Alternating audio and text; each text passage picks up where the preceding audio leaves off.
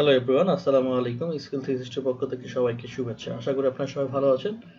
আমরা আজকে যে টিউটোরিয়ালটির কথা বলবো সেটা হচ্ছে পাওয়ার বিআই কিভাবে আমরা ইনসার্ট করতে পারি টেক্সটকে।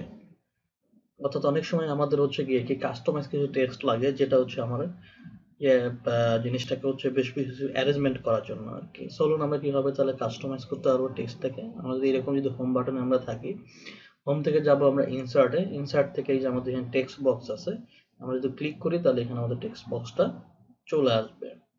তো আমরা যদি এখানে লিখি, বড় হাতের লিখি যদি সবই স্কিল 360, এটা আমি চাইলে একটু অ্যারেঞ্জমেন্টটা করতে পারবো এখান থেকে। এটাকে আমি মাঝখানে নিয়ে আসতে পারবো। এটা আমি এখান থেকে আমি ফন্টটা চেঞ্জ করতে পারবো। হ্যাঁ, আপনি চাইলে এখান থেকে যে কোনো কিছু আপনি এখান থেকে, আমি যদি মনে করেন যে এরিয়াল ব্ল্যাক করে দিলাম, এখান থেকে আপনি ফন্ট সাইজটা ছোট কম বেশি করতে পারবেন, বড় করে দিলেন। এখান থেকে হচ্ছে আপনি ফন্টের কালারটা আপনি চেঞ্জ করতে পারবেন।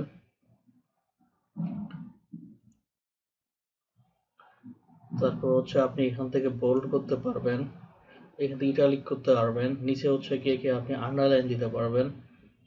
এটার সাথে আপনি হচ্ছে কি সর্বোপরি যেটা করতে পারবেন, এটা হচ্ছে ইনসার্ট একটা লিঙ্ক আপনি এখান থেকে ইনসার্ট করতে পারবেন। কথা কি যেমন কিরকম, এটার কাস্টমাইজটা হচ্ছে আপনার, যদি আমরা এখানে এই টেক্সটের সাথে কোনো একটা লিঙ্ক অ্যাড করে দেই, যখন আপনি টেক্সটে যখন ক্লিক করবেন তখন হচ্ছে কি আপনি ওই লিঙ্কে ঢুকে যেতে পারবেন। এত ইন্টারেক্টিভ হচ্ছে পাওয়ার বিআই, ক্যান ইউ ইমাজিন?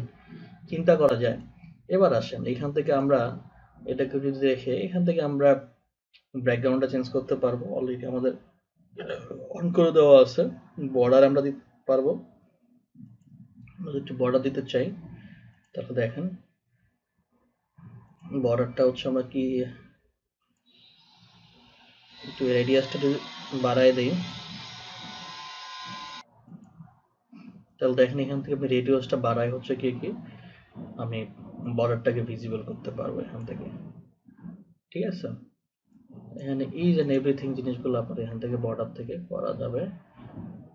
এটা যদি আমার সিলেক্ট থাকা অবস্থায় আমি এগুলো এই জিনিসগুলো করতে পারবো। এখানে চাইলে আমি শ্যাডো দিতে পারবো, শ্যাডোটা আমার অফ আছে, অন করে দিলাম আগে। দেখেন অলরেডি আমার শ্যাডো একটা অ্যাড হয়ে গেছে। আমি আসলে ইনসাইড দিতে চাইতেছি না আউটসাইড দিতে চাইতেছি। আমি যদি ইনসাইডে দিই, দেখেন ভিতরের দিকে আমার একটা শ্যাডো চলে আসলো। আমরা যদি একটু ছোট করে নিই তাহলে জিনিসটা একটু বেশি ভিজিবল হবে। দেখেন অলরেডি আমাদের এখানে শ্যাডো থাকার কারণে আমাদের একটা বেশ একটা ভাব চলে আসছে এখানে। এই যে আমার যে কালো যে আমি বর্ডার দিয়েছিলাম, এই বর্ডারও চলে আসছে। রেডিয়াসটা কম ছিল দেখে হচ্ছে এটা খুব বেশি আসে। আমি রেডিয়াসটা বাড়াই দিলে হচ্ছে বেশি আসবে। আমি সিলেক্ট থাকা অবস্থায় যদি এখানে আসি এই বর্ডারটাতে, রেডিয়াসটা যদি আরেকটু বাড়াই দিই তাহলে হচ্ছে আরেকটু বেশ বড় মনে হবে আর কি। এবার দেখেন এবার বেশ ভিজিবল হচ্ছে আর কি। এগুলো যে ছোটখাটো জিনিস কিভাবে কাস্টমাইজ করতে হয় সেই জিনিসগুলো আপনারা অলরেডি জেনে গেছেন। তো কিভাবে হচ্ছে টেক্সটেরটা আমি হচ্ছে পাওয়ার বিআই নিয়ে আসতে হবে এবং কিভাবে এটাকে কাস্টমাইজ করতে পারি, আজকে আমাদের টিউটোরিয়াল এটা নিয়েই ছিল। আশা করি আপনাদের টিউটোরিয়ালটা ভালো লেগেছে। এখনো যারা স্কিল 360 কে সাবস্ক্রাইব করেনি, প্লিজ সাবস্ক্রাইব করুন। নিজে সাবস্ক্রাইব করুন, অন্যকে সাবস্ক্রাইব করতে উৎসাহিত করুন। নিজে পাওয়ার বিআই এক্সপার্ট হন এবং অন্যকে এক্সপার্ট হতে উৎসাহিত করুন, এবং লাইক শেয়ার কমেন্টের মাধ্যমে আপনি আপনার মতামত জানাতে পারেন।